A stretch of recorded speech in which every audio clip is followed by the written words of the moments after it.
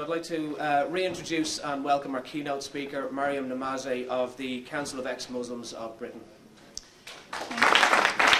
Thank you very much. Again, for those who weren't here in the morning session, I apologize for not being here throughout the conference. I'm really glad to be here, and I'm really happy for the discussions that we've been having so far.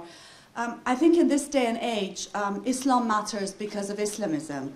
Islam per se is fundamentally no different from other religions. The tenets, dogma, principles of all religions are the same. They're equal. I don't believe in good or bad religions. In my opinion, all religion is bad for you. Religion should come with a health warning like cigarettes. Religion kills. But even so, today as we speak, there is a distinction to be made between religions in general and Islam in particular.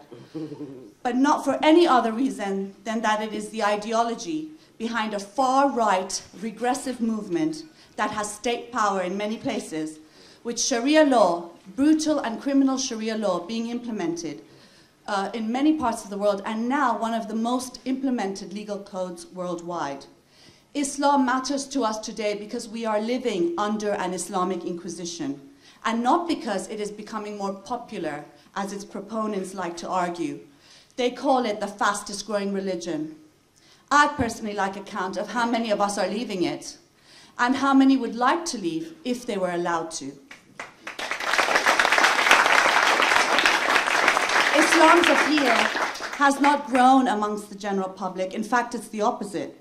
Its record in political power speaks volumes for itself. Stonings, honor killings, amputations, child marriages, sexual apartheid, decapitations, bombs in discotheques and buses, the slaughter of entire generations in the Middle East and North Africa. It is the difference between Christianity today and Christianity during the Inquisition. A religion that has been reined in by an enlightenment is very different from one that is spearheading an inquisition. That's why anything from downloading information on the internet on women's rights, like Parviz Kambakhsh did in Afghanistan, to the name of a teddy bear, to caricatures on Muhammad, become matters of life and death. Under an inquisition, things like Islamic feminism, liberal interpretations of Islam, these are all in quotes for me, Islamic reformism, Islamic democracy, Islamic human rights are impossible. A personal religion is impossible under an inquisition. You can't pick and choose as you like. Islamists will kill and intimidate anyone who interprets things differently, who thinks freely, and who transgresses their norms by living 21st century lives. One of the characteristics of an inquisition is a total ban on free thinking and policing of thought. Censorship is rife, and one can face the death penalty for reading a book or visiting an internet site. Giordano Bruno was burnt at the stake for heresy in 1600. People are being killed today for heresy, for blasphemy, for apostasy. Under an inquisition, torture is the norm. According to their handbook at the time, inquisitors were instructed not to find any accused innocent under any circumstances. The same applies for Islamism. You are guilty, full stop. You are guilty for laughing. You are guilty for dancing. You are guilty for not wearing the veil, for listening to music, for wearing jeans, for driving, for loving, for thinking, and for breathing. The purpose of the so-called Sharia justice system is to elicit a confession. In Iran, for example, Press TV, which is a media outlet based in London, has actually broadcast confessions, so-called confessions of people tortured, and they've had a hand in actually telling the prisoners what they're supposed to say. Sakina Mohammadi Ashtiani, who faces death by stoning in Iran, is one example. Under an inquisition, you were killed even if you confessed. A confession would just mean that you would be strangled before you were burnt at the stake, rather than being burnt alive. The same applies for Islamism. It's a killing machine. Sharia law is designed to teach the masses the damnable nature of dissent. Moreover, under an inquisition, once you're baptized, it can't be undone. The same is true with Islam. You're not allowed to leave. Of course, there are distinctions in the practice of Islamism, as in every phenomenon, but it is a question of degrees. A little less vile is still repugnant. The misogyny and inhumanity behind a law that stones people to death in Afghanistan and Somalia is the same one that denies women the right to divorce and child custody in Britain. Have our expectations been so lowered after all that we have seen and heard, that there are still those who say that a reformist, liberal, and a softer version of Islam and Islamism is possible and tolerable? These notions would have been ridiculed by the avant-gardes of the Enlightenment. It is an insult. It is an insult to humanity. Religion in general, and Islam in particular, can only be considered liberal and reformed, at face value at least, when it is pushed in a corner and out of the public space, when it is forced to run soup kitchens rather than courts and Islamic assemblies. If you look at Christianity, for example, it's not the tenets, dogma, and principles of Christianity that's changed. It hasn't become more humane since the days of the Inquisition. What's changed is its social and political influence in today's society, in people's lives, its relation to the state, to the law, to the educational system. To the degree that it has been undermined and weakened, that is the degree that people have managed to free themselves from the clutches of religion and have happier lives and a better society. Progressive human values have been achieved at the expense of Christianity and religion. And the same has to be done with Islam and Islamism. It is being done, but by people living under Islamic laws or those who have fled them and sought refuge in the West. During the anti-Christianity Enlightenment, the raging debate against religion was raised by elites and intellectual giants, which eventually filtered down to popular culture. Now it's the other way around. It's bubbling from below, whilst many intellectuals and elites are either in bed with the Islamists or excuse it as people's culture. After all, whose culture are we talking about? Sakina Mohammadi Ashtiani, who's been educated only until 5th grade, who wants to live, or the Islamic Republic of Iran's culture, who wants to stone her to death? Whose?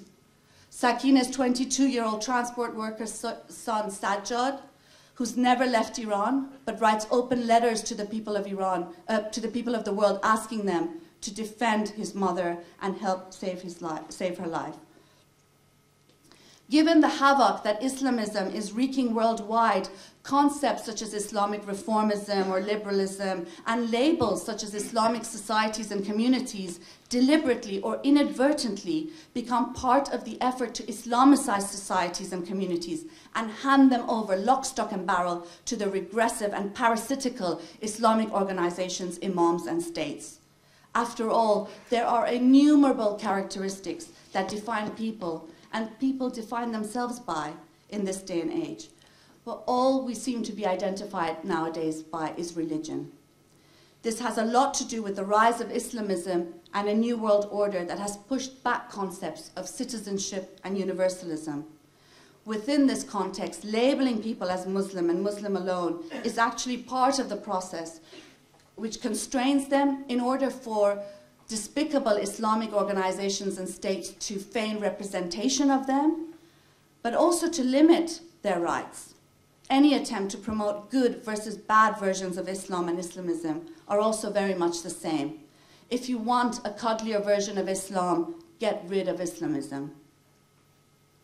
That doesn't mean, of course, that there are many Muslims or those labeled as such who are humanist, secularist, moderate, feminist, liberal, atheist, socialist, communist, or have other viewpoints, but that is not one and the same with Islam being such.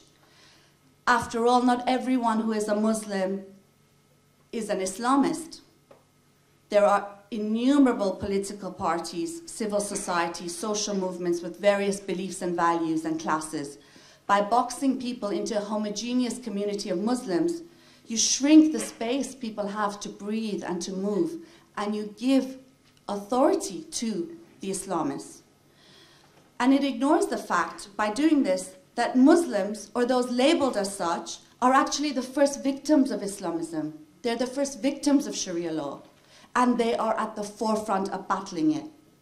It ignores the slaughtered generations, buried in mass graves, hung in city centres, stoned and hacked to death, and ignores the resistance that takes place day in and day out against Islamism. Nowhere is opposition greater against Islamism than in countries under Islamic rule. Condemning Islamism and Islam is not a question of judging all Muslims and equating them with terrorists. There is a distinction between Islam as a belief system and Islamism as a political movement on the one hand, and real live human beings on the other. Neither the far right nor the pro-Islamist left seem to see this distinction. Both are intrinsically racist. The pro-Islamist left and many liberals imply that people are one and the same with the Islamic states and movements that are repressing them. And the far right blames all immigrants and Muslims for the crimes of Islamism. It's important here to note that Islamism was actually not concocted in some immigrant's kitchen in London, but was actually very much part of US foreign policy during the Cold War, of creating a green belt against the Soviet Union at that time. Both the far right and the pro-Islamist left purport that Islamism is people's culture and they actually deserve no better, imputing on innumerable people the reactionary elements of culture and religion, which is that of the ruling class, imams and self-appointed community leaders. Their politics ignores the distinction between oppressed and the oppressor and actually sees them as one and the same. It denies universalism, sees rights as Western, and justifies the suppression of rights, freedoms, and equalities for others. Civil rights, freedom, equality, secularism, modernism are universal concepts that have been fought for tooth and nail by progressive social movements and working class in various countries. And as a result, they belong to everybody. But because of these politics of multiculturalism, concepts such as rights, equality, respect, and tolerance, which were initially raised vis-à-vis the individual, are now more and more applicable to culture and religion and take precedence over real life human beings. Moreover, the social inclusion of people into society has come to mean inclusion of their beliefs, sensibilities, concerns, and agendas, and nothing more. This distinction between humans and their beliefs and regressive political movements is of crucial significance here. It is the human being who is meant to be equal, not his or her beliefs. It is the human being who is worthy of the highest respect and who is sacred, not his or her beliefs or those imputed on them. The problem is that religion sees things the other way around, and this is why religion must be relegated to a private matter. In the face of this onslaught, secularism, universalism, values worthy of 21st century have to be defended and promoted unequivocally. As I said in the earlier panel, unfortunately, since Richard Dawkins is here as well, unfortunately, a lot of our time is spent, I'm not sure why, criticizing him rather than religion, which we need to be doing much more strongly and aggressively, I think. Today also, because we're at an atheist forum, is we need to the dereligionization of society, not as a private affair, but against the religion industry, which is not held accountable and carries out murder and mayhem at will.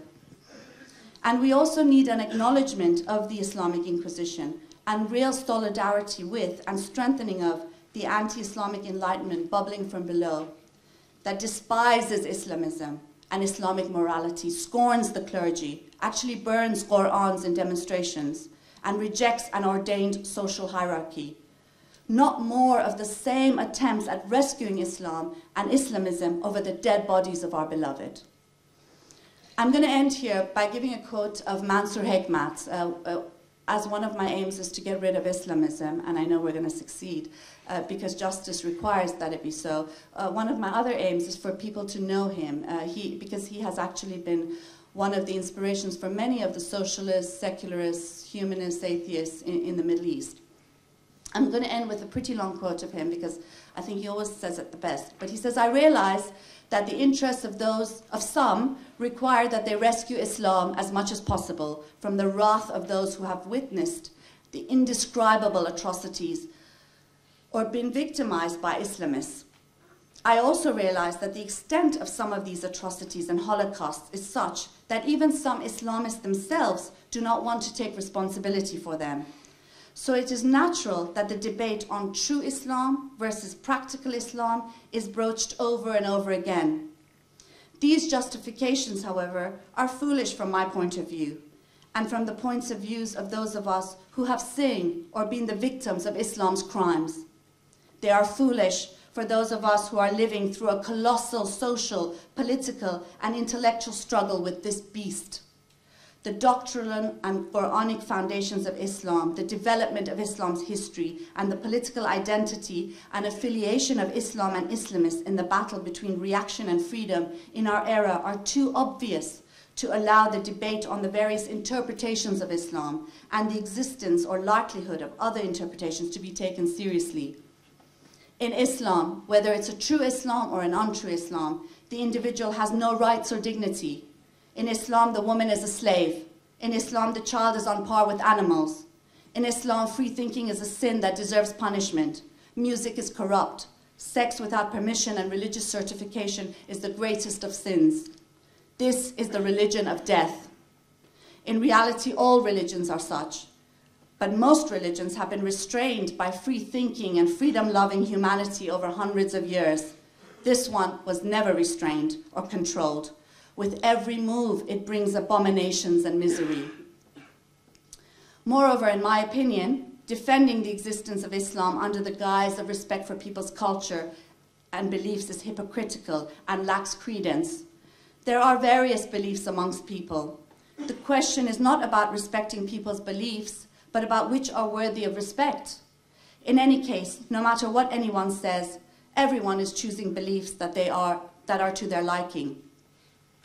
Those who reject a criticism of Islam under the guise of respecting people's beliefs are only expressing their own political and moral preferences, full stop.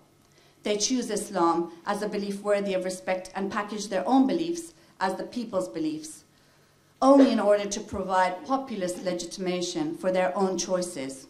I will not respect any superstition or the suppression of rights, even if all the people in the world believe it to be so. Of course, I know it is the right of all to believe in whatever they want, but there is a fundamental difference between respecting the freedom of opinion of individuals and respecting the opinions that they hold. We are not sitting in judgment of the world. We are players and participants in it. Each of us are party to this historical worldwide struggle, which in my opinion, from the beginning of time until now, has been over the freedom and equality of human beings. Thank you.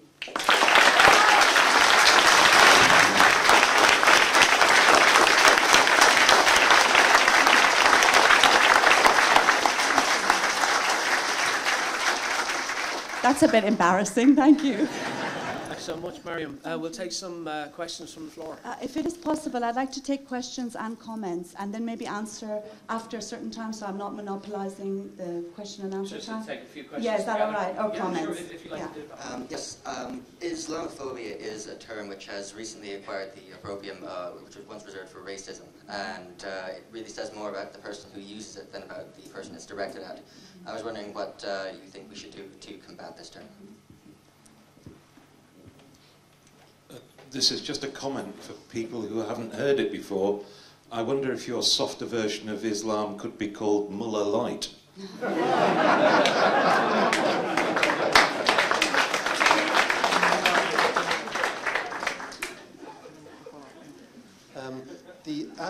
The adaptation of Britain, or maybe it will happen here in due course, to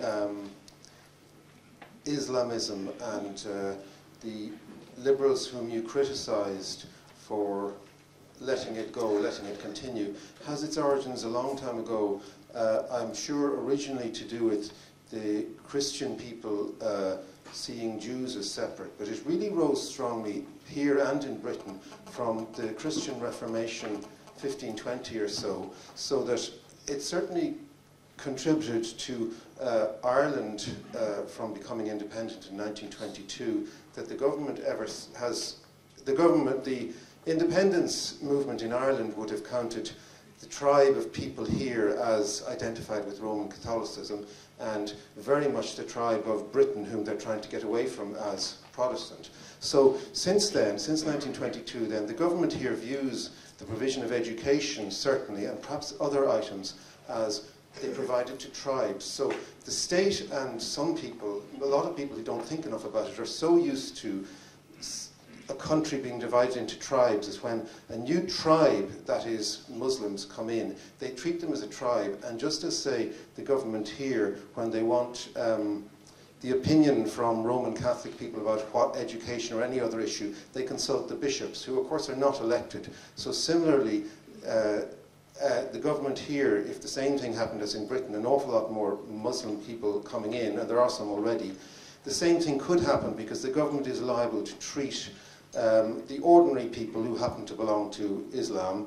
and the prominent leaders as together, and they treat them as a tribe. And just like the Christian Brothers were entitled to beat us in school when we were kids, and similar things, it would be the same as you're describing in Britain, that the state would treat the supposed leaders and the ordinary people who are Muslims as one together, and that with the assumption that every single of the thousands of people who are Muslims fully accepting the leaders, who of course are not so nice people.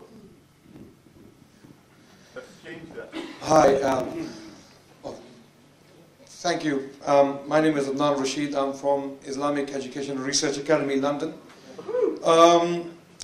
Your speech was quite passionate. I admire you for that. But you sounded, I mean, this is my humble opinion, I don't know if you'll agree with this, you sounded like an Iranian mullah, very aggressive. I mean, you even used the term during your speech that we need to be more aggressive. It doesn't help the atheists to be aggressive to the people of religion, because if anything, the people of religion, they think that atheists are just like those inquisitors in the past, and if they come to power, they will eradicate any kind of religion from the face of this earth. Coming to the point of Sharia law, I mean, you raised some interesting points during your passionate speech. If you study some of the modern academic studies, I mean, I'm a historian myself from the University of London, and I have studied extensively. I mean, I've been studying Sharia law for 10 years almost. And I've studied some of the works by some modern historians and academics about the Sharia law and its fruit. Some of them argue that Sharia law, in fact, was one of the best things which happened to mankind. Let me elaborate. I know it's funny. I know it's very funny. But let's see if it's funny when I finish. One of those people is from SOAS, Professor Thomas Arnold. He stated in his book, Preaching of Islam, that Islam saved many of the minor Christian sects and the Jewish religion from extinction, from the Catholic Church or the persecution of the church. Then you talked about the Enlightenment. If you study the history of Enlightenment, a lot of the enlightened works were coming from the Islamic lands, such as Islamic Spain, Al-Andalus, and the fruit was directly the fruit of Sharia. It was a Sharia law which enabled the masses to come together in a protected society where the Jews and the Christians and the Muslims could work together in harmony and produce the result which we saw in Enlightenment. So there is a side which you presented, which is kind of very vicious, and there's another side to it which is presented by the academics and historians of the University of London. One such people is Charles Burnett. I don't know if he's an atheist or a Christian, but he's definitely not a Muslim. Charles Burnett, he has written extensively on the influence of Islam on the European intellectual tradition, and he argues also that played a major role in the enlightenment of Europe and civilizing the Europeans. So Sharia law had good fruits as well. Okay. Can you talk this fruit as well, yes, please? Thank you. When you use the word fruit, it reminds me of that song, you know, the Nina Simone's song about fruit hanging from trees. Strange fruit, that's exactly, and it's actually talking about black lynching lynching of black people that took place in America. That is the fruit of Sharia law. But let me just say this. I find it very interesting, and I'm really glad you brought this up, because this is something that I have on my chest, and I wanted to make sure that I do say here.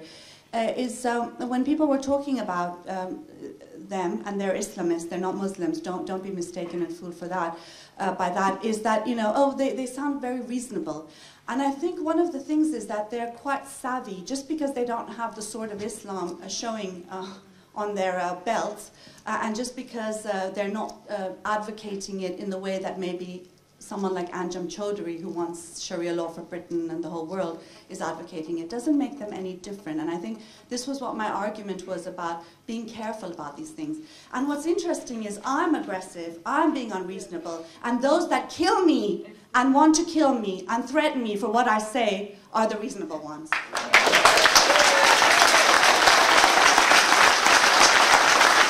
Atheism. You can leave this meeting safely and not worry about your life and look over your shoulder. A lot of people, I have not finished yet, please wait till I finish, and then you can raise another question, please. A lot of people do not have that safety and security. Not just, and we're not just talking about Iran, Iraq and elsewhere, you're talking about right here in the heart of Europe. You have, and it's not just ex-Muslims, you have someone like Osama Hassan. He's an imam at a mosque in East London. Because he's come out to defend women's rights, he has received death fatwas. You have Sharia Khatun, she's a woman counselor, a Muslim woman counselor in the Tower Hamlets. She has received death threats because she doesn't want to be veiled. You have a woman in East London working in the pharmacy who've had Islamists come and tell her if she's not veiled, she's not even Muslim, but because she's Asian, if she's not veiled, they will start a campaign boycotting that pharmacy, and therefore she's actually been given time off and most probably will be fired from her job. And you have stickers all over Tower Hamlets saying it's a gay-free zone. So do not tell us about aggression, because speaking your mind, this is freedom of expression, the right to speak. The right to speak. That is the only vehicle, the right to organize, the right to mobilize, is the only vehicles we, victims and survivors and resistors of Sharia law, have against it. And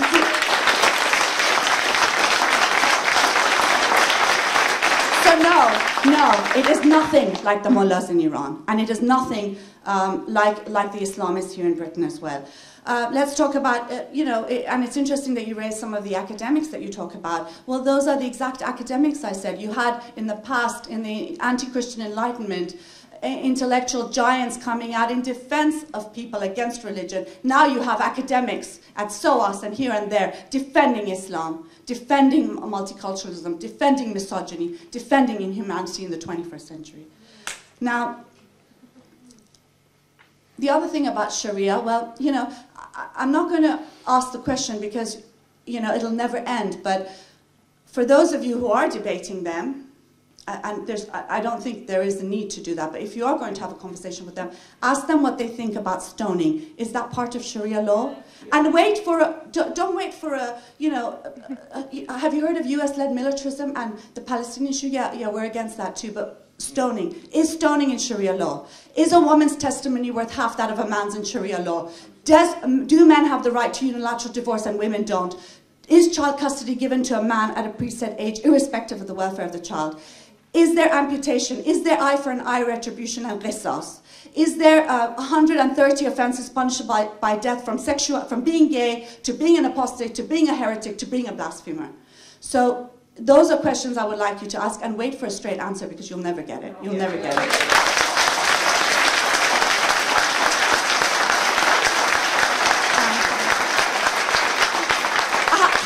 I'm sorry, no, I want to address other questions too, because I don't want you to... The microphone is at the You can take other opportunities to talk, but I do want to also address other people in this audience who've asked me questions.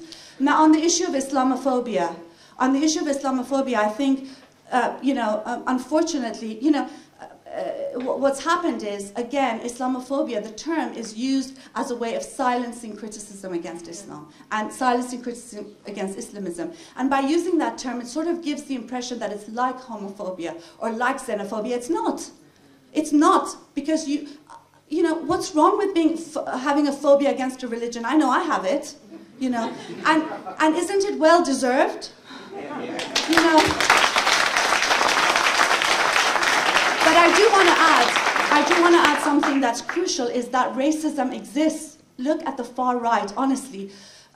They are so despicable. To me, they are like the Islamists. And I think we have to be very careful to defend people irrespective of their beliefs and not having any beliefs. Defend Muslims as equal citizens under the law, and with having universal rights. But at the same time saying that a criticism of religion is a necessity. It's why freedom of expression matters. If we're going to be talking about recipes, well, that's not really freedom of expression. It's where it's taboo, where it's sacred. That's where it matters. That's where you manage to... That's how we've progressed throughout history, is by criticizing primarily religion. And I do also want to stress the fact that I think it's hugely important not to mix Muslims with Islam and Islamism, because the reality of the matter is, even though you know, Islamists will say otherwise, that Sharia law, for example, if you just take the example of Sharia law in Britain, it came into being in the mid-80s after the establishment of an Islamic Republic in Iran. It's not because Muslims are more pious. They didn't need Sharia courts 40 years ago, but they need them now. The reason is, and the only reason is because Sharia law is a vehicle for Islamism to limit citizen rights, to limit it. And therefore, I think we need to make a distinction. Muslim immigration has nothing to do with it. Islamism does, as does very often Western government complicity in supporting and defending Islamism. British troops are setting up Sharia courts in Afghanistan as we speak. I told you earlier, for those who were here in the morning session, that, you know, I read the story of this woman in Afghanistan whose time is up in jail, but she's been languishing in prison for months because no male relative will pick her up to help take her out. And women, sexual apartheid is the norm, and women are not allowed to move or travel without their male guardian's permission. I really wanted to quickly add on to what the first commenter was saying about Islamophobia. I'm not sure if everyone's aware with Pat Condell, but he has a brilliant video about that, about the myth of Islamophobia. There is no such thing as Islamophobia, because what is a phobia? It's an irrational fear, but it's a rational fear.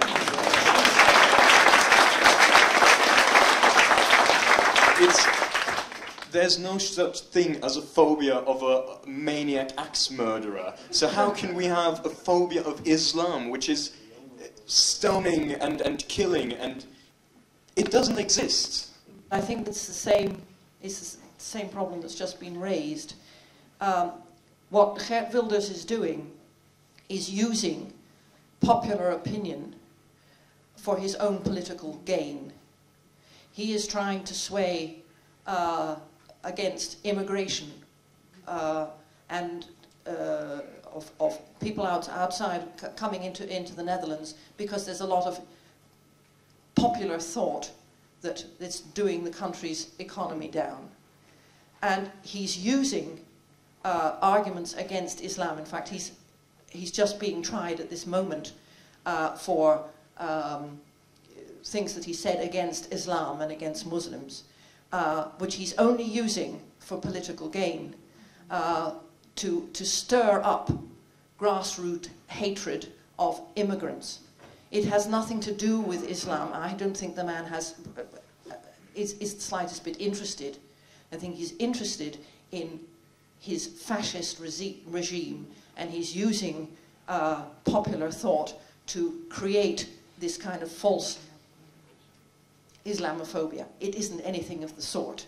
It's actually just a different way of being racist and being intolerant of other human beings. Thank you.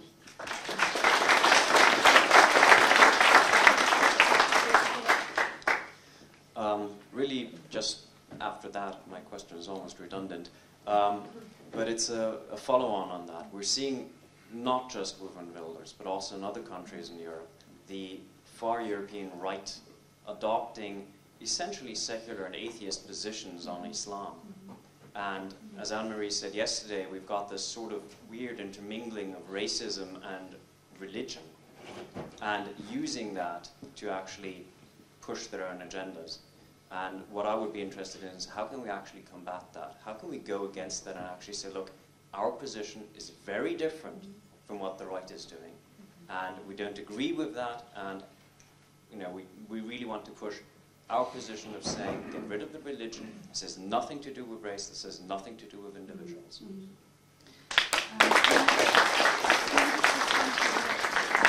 I think I'll just respond quickly to these because they are linked, and I do have a lot to say on them, but I'm going to try to keep brief. How much more time do we have? 10 minutes. Oh, okay.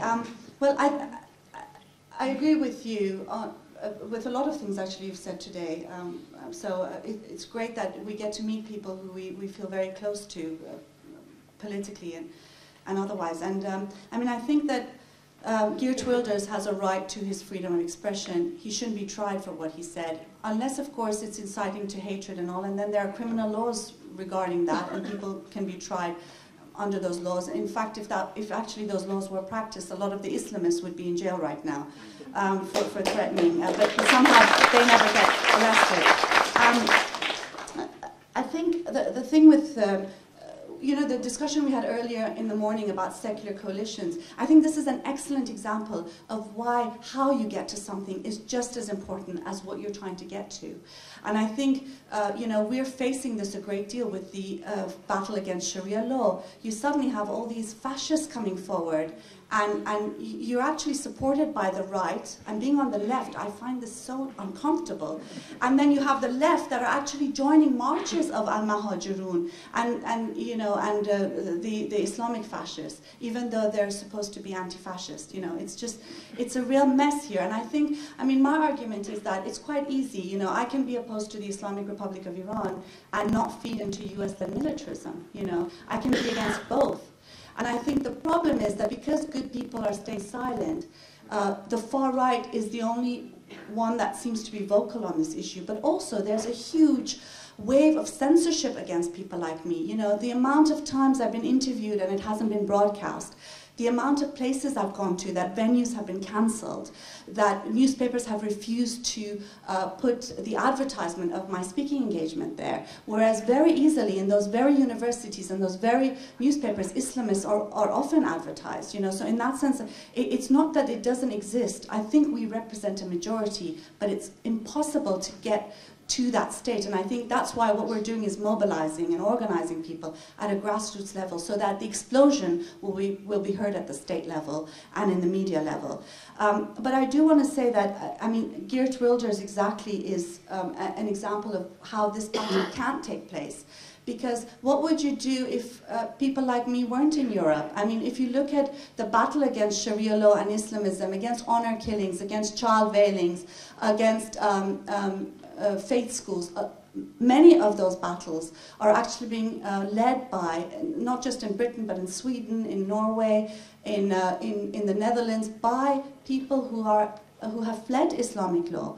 And in a sense, it's sort of, you know, the argument that just because someone comes from Iran doesn't necessarily make them like Ahmadinejad. You and I can have a lot more in common than myself and an Iranian. Do you know what I mean? So in a sense, when you group people according to nationality and ethnicity and religion, this is what happens. And the fact that we're labeled Muslim no matter what, you know. Just an interesting story, I was invited to speak at a secular society meeting in one of the cities in England. And I was invited because I was Secularist of the Year winner in 2005. And at the minute I got there, they were distributing wine, and they said, "Oh, do you mind if we drink wine here?" And I thought, this is an uphill battle, honestly, an uphill battle. But you know, I think, in a sense, in the battle against religion, against Islamism, in a way, I think if we focus on being anti-religion, which is crucial, that's what happened in the Enlightenment as well, it will help separate us from the far right, because they're not anti-religion. They love Christian fundamentalism. They love bishops in the House of Lords, and, you know, they just don't like that foreign religion, you know. And I think that's one way of making a distinction. The other is secularism. They hate secularism. And I think if we push and focus on these issues, this will distinguish us. But we need to be seen, because a vast majority of people need to see us to be able to join us. And I think that's where it's going to take a lot more recognition by the atheist, humanist, secularist movement of the Islamic Inquisition, and recognition of those fighting on the front lines. And that's something I'd like to talk to you about when I get a chance. I don't want to take the question time up, but about, you know, my frustrations at the lack of support, financial, moral, and otherwise, that we are getting from a movement that we feel which we are part of. But also, I think what happens is when good people, decent people, the left, progressives are silent on the issue, you have people like Ayaan Hirsi Ali and Wafa Sultan being pulled towards the right. Do you know what I mean? They have to go to a US think tank. Sorry, that sent shivers down my spine. Or, you know, Wafa Sultan, she defends US-led militarism and actually promotes Christianity. So that's why the former Muslims of America haven't joined our coalition of ex-Muslims here, because we are firmly an atheist organization, a movement. But so I'm saying that we lose a lot, and we lose a lot of good people and people who need support but aren't getting it. And I think that's where recognition and support and solidarity. And I think what stops solidarity is the fact that it's their issue, not ours. And I think going back to the concept of universalism, you know, human beings first and at the center of everything, will help us move ahead and push back Islamism to the hole that it deserves to go into.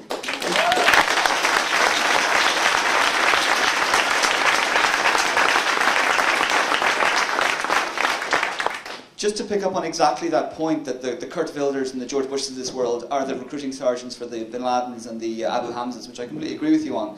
My question is, how do we as secularists try to engage with what I would call the moderate Muslim majority? I mean, I think a lot of people in this room probably are inspired by the Arab uprising that's happening right now.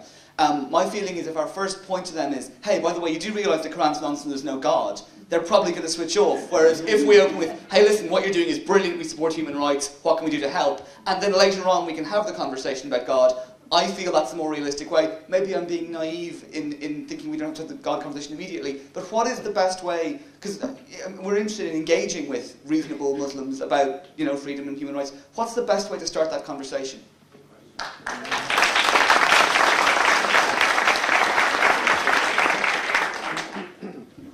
Well, mine is not actually a question, but I would just want to say I'm angered by the comparison from the Muslim speaker that she sounds like a mullah.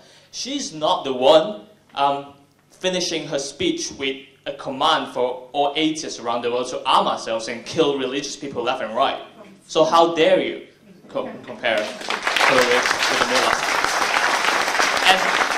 And secondly, I have to say I spoke to him before this, just now, before the speech started, and I asked him about the Sharia law, and I did not get a straight answer, so there you go. I asked Hamza on Twitter about Sharia law. Does Sharia law include stoning? Yes or no? And I got an answer. He said, drugs are completely forbidden in Islam, so no, we don't get stoned. He had the opportunity to give a straight answer, and he chose to make a joke. So either he has a straight answer or doesn't.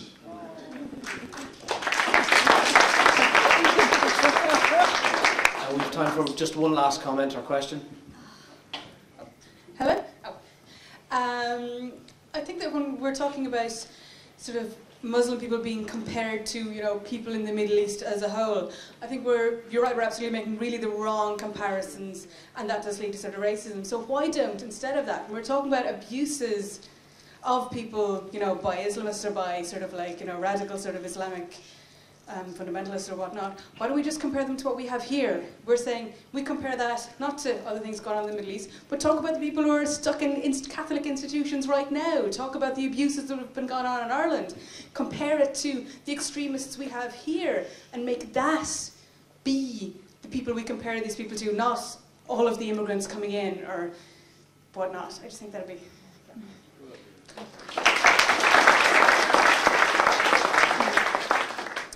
I mean, I think, yes, I think we must have coalitions. We discussed this at length in the morning session. We must have coalitions with all people when it comes to certain issues, obviously, right? So if, for example, in the campaign we've started against Sharia law in Britain, Muslims, non-Muslims, whoever wants to agree on that issue, on the manifesto, is welcome to join. But if you have someone who says, well, I don't want it called Sharia law. We did have this argument with some people as well. We actually denied we delayed announcing the campaign for 2 weeks to talk with women's rights groups, who eventually, after a year, did join us, by the way. And that's part of organizing and mobilizing and getting people to start thinking about things in a different way. But, you know, when they said, well, we'll join if you don't mention the word Sharia, well, I'm sorry, can't do that. You know, or we'll join if you, don't say that all faith schools are bad, just some are, you know. Well, as long as there's monitoring, that's good enough. No, sorry, faith schools are bad. You know, if we agree on principles, and that's where it's important, where, you know, coalitions are not good enough just for the sake of having coalitions. I mean, the amount of interfaith coalitions we've seen that just perpetrate more religion and strengthen it and encourage it in society is just proof of why that is a major failure, and that we need coalitions on certain issues, as you say, and that is important. But I think at the same time, you know, if we understand the climate that we live in, if we agree that we live under an Islamic Inquisition, then we need to speak out about religion. We need to do it. And people can handle it. People can handle it. Why do you think Muslims are different from you? You know, my father, he's a Muslim. My grandfather was a mullah, but because of the anti-Islamic backlash in Iran, my aunts actually photoshopped his turban out. Seriously, and my dad says, don't call him a mullah. If you call him a mullah one more time, I'm going to kill you. No, not really, but... but he says, call him an Islamic scholar, as if that's any better. But, you know, my dad will always tell me, oh my God, Grandpa is turning in his grave with the things you say. But why do you think that Muslims can't take a criticism of religion? They're human. And they can handle it. Trust me, they can handle it. They can handle a criticism of religion and Islam. I think actually the problem is you can't handle it, not that they can't handle it. And I guess that's my argument here, is that people in Iran are burning Qur'ans and veils on the street.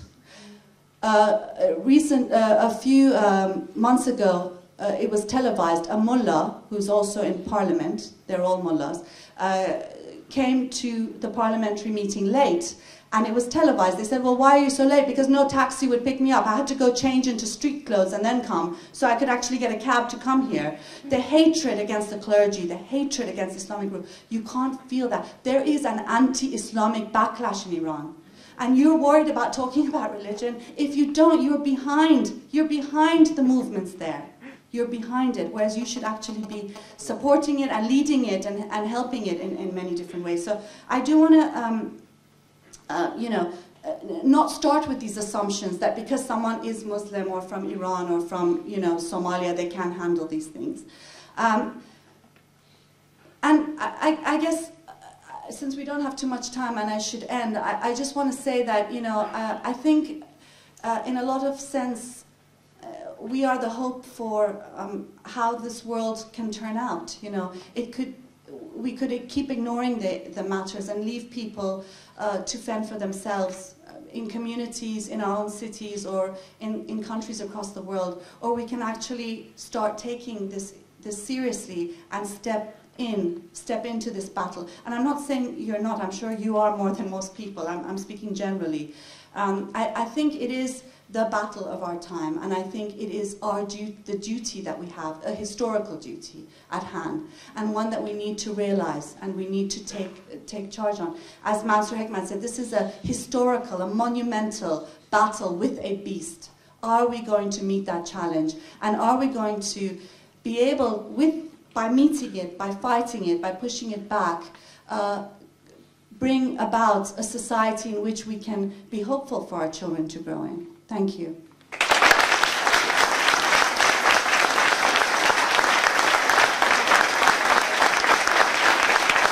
Maryam Namazie, thank you very much.